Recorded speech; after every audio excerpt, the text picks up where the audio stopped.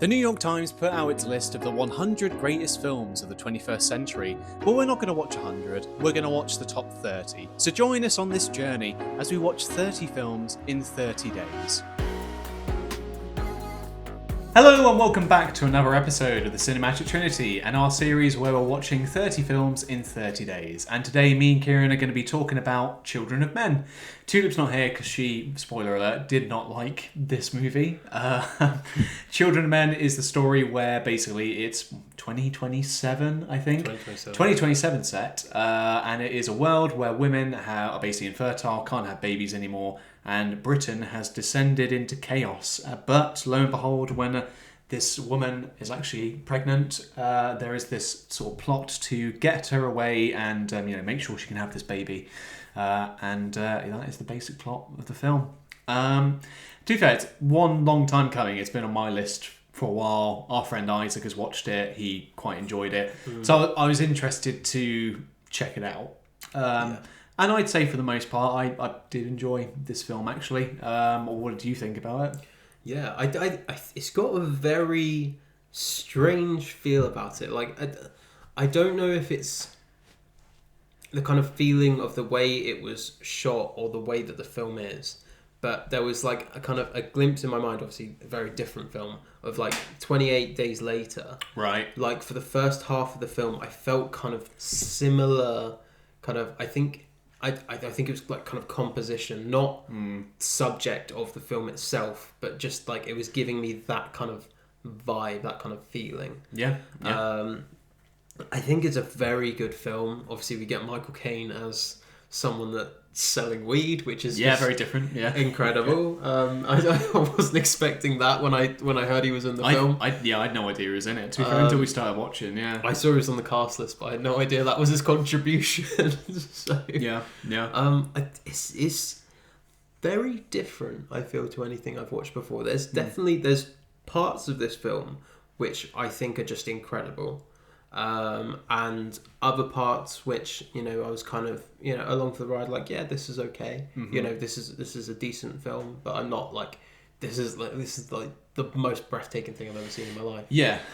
So it's a very up and down film for me in that regard, but on the whole, it is a good film. It was a good watch. I'm glad that I got the opportunity to watch it, for sure. Yeah. And to be fair, it's another Alfonso Cuarón movie. But I feel like, to be fair, actually, I don't know whether this was off the back of like Prisoner of Azkaban or again one that was just before it, but like you can tell his filmmaking, especially from like Y2 Mama Tavian, like just how much it'd come along, because like this film famously again like has a few one takes in it which are really, really good, like whether you're just in the seat of a car watching a car chase or if it's like you in a war zone, like they're very, very good. Like you are along for the ride during these segments. And like Tulip's gripe, I can kind of agree with it, is like the world building of this universe. It's kind of like how women being infertile caused like it to go so wrong, because it is like I think like watching it in today's climate again, like how they deal with like refugees, is kind of like a bit like, oh. I was thinking that there's some very real world kind of political and kind of humanitarian so you kind of things that I like didn't want to make a comment on in here because I'm like, I'm not well educated enough like to draw the comparison. So when you like watch it, you're kind of like, oh, I feel a bit uncomfortable. Like the parrot, like obviously considering this film was made like over 10 years ago, kind of the weird comparisons you draw to it now, but like how like that contributing factor has led to war and like famine and like poverty. It's not really delved into in the film. You kind of, I can kind of accept it if that's the world that it's in. Like it is just this dystopia. I could kind of accept it, but I could see if that was how it's phrased to you, and you're kind of like, well, how the hell did that happen? And there's no like explanation as to why. And to be fair, I don't think Alfonso Cuarón, he didn't read the book either. This is based on a book. He didn't read it, so like. In the book, men are infertile, not women. Right. So it's like a whole different, like just a whole different plot, really. But no, like I like the kind of commentary on like revolutionary groups and like the politics there. Like there is a lot of political stuff Yes. going on here. Certainly, yeah. And it's interesting, like it does make you think about how these groups would operate and like some of the twists and turns that you see. But I'd say very well acted film. I think everyone does a good job here. It was weird seeing Miss Trunchbull as That's the like midwife. Yes. Oh my goodness. Yes, yeah. Christ. Yeah, so seeing her in this film, but then like it's got Chiwetel Ejiofor, he's in it too. Charlie Hunnam's in it.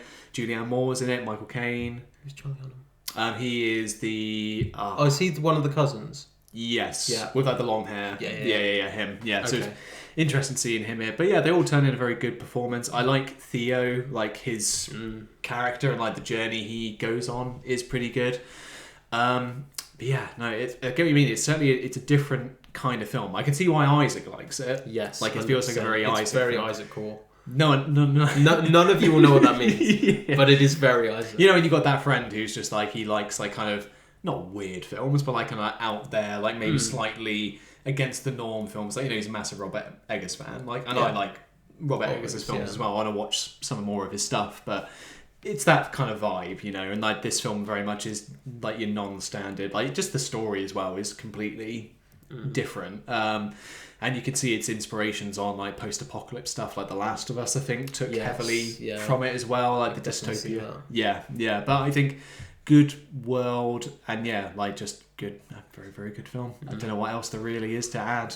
I think there's. I mean, you mentioned about the one take, and I just kind of want to mention more about that because I've seen a couple in my time. I really love one-ers, like one shots. Like they're just. Like when I was in college and I did my media study, like one of the things that I did, like a kind of whole and like part of my coursework, I did exclusively on one-ers, and to see one like this, and it's so you are so in it, and it's so God, it's just like so gripping. It's such a incredible thing to watch. Well, it does the thing where like Dirk gets on the camera as well. It like does all that the like physics of the world. Like it really plants the camera in the setting that it's in. You kind of forget that you're watching a film at that point, and you just get absorbed into it. And that's what I really love about that kind of shot and that kind of way of doing things. There was one thing that took me out of it slightly, and it just made me laugh because I wasn't sure whether it was like an actual like part of the script or whether it was just like the like actor that plays Theo. Yeah, he runs across to, slight spoiler, avoid gunfire and tanks and everything like that. And he dives into somewhere. And he dives onto someone, and he just goes, "Oh, sorry." And he's like, it just took me back a little bit because, like, still in this massive war crisis thing, like, it's still very like British and polite to be like, So sorry, diving on you when we're trying to avoid gunfire. I know, tanks and like machine gunfire. Yeah. But yeah, like that whole scene, because that was a one of about, I mean, it was over 10 minutes. I want to say. It's a bit, yeah. It was a long scene because you go up into the building, then back down into the building, and it's only once you're out of the building and past everything that it kind of stops. So it's, it's just a really incredible one. I mean, like the only comparison I can make is the one in Old Boy, which is like again really, which I've not seen, to be fair, but I've heard things. I've heard. No, you should watch Old Boy. It's really good. But the American one. The American remake. do they do the one shot in the American remake? I don't think so. Oh, okay. Yeah, sorry to interrupt. But that again is just like an incredible use of like camera work and choreography and everything like that, and how long it must have taken to get everything in place. Yeah. So and all of the actors and the extras and everyone to make sure everyone was like perfect, and I'm sure there was practical effects in there with the like the shells coming through. So yeah. Just brilliant bit of cinematography. No, it's always there. You can probably see why a film like this is on this list, just for things like that. Yeah, like 100%. Where it's like a technical achievement of like filmmaking, isn't it? Yeah. But I like the color grading too. It's like it's very bleak, consistent visual style, which just adds to the dread you feel like in this world. So no, I I would score it, I think, like an 8 out of 10. Yeah. Was you going for the same, are you? Despite all of the kind of tooting of the horn, yeah, I'd say it's an 8. I don't know for me, like, what it is. Like, again, maybe if I agree with Tulip's point, I can see past that and, like, again, kind of slip into this world and why it's this dystopia. I think I can agree with that. But I don't know whether it is there's something about it, which is stopping me from like fully enjoying it and fully like embracing it, sort of thing. Whether it's, I don't know if the conclusion as well is a bit, but I don't know. Maybe I don't know what you thought about the ending, like in general, like if you liked it or. I liked the ending of him. Yeah. I liked his ending. Yeah. So I thought that was. I don't know if the pregnant lady took it out a bit. I don't know whether her acting was a bit, but. I mean, she plays it very well when it's the whole like her in pain and like in distress. Like that's really like you are there for that ride when that's happening. Like you feel bad for her, and like the whole bus sequence is very tense. Like what's gonna happen? There's some good like tension-filled scenes with her specifically.